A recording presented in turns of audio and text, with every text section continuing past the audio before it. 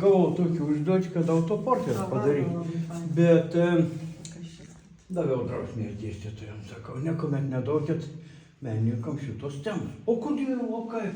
Sakau, nes per jums nedirba skulptūros autoportretą. Paišyti, tai kada matą plokštumo, gali veidrodį pasižiūrėti ir paišyti. O iš visų pusių juk ir žemaitis pasakymas, matys kaip savo ausį. Nu ir nei mata savo ausės, nei mata savo pakaušę, niek nemata. Tai jeigu nori padaryti skulptūrą, nu dabar ir gera, kad kažkas apifotografuoja iš kitų pusių. Tada jau gali lipdyti, o ką po anksčiau, tai reikėjo susirasti tokį pat lygį meistrą, kaip pats esi, kad visą tų nugarinį posį nulipdytų kits, nes nu pats tai nenusilipdys. Arba tada lipda jau skaitos nebe savio, lipda kietą.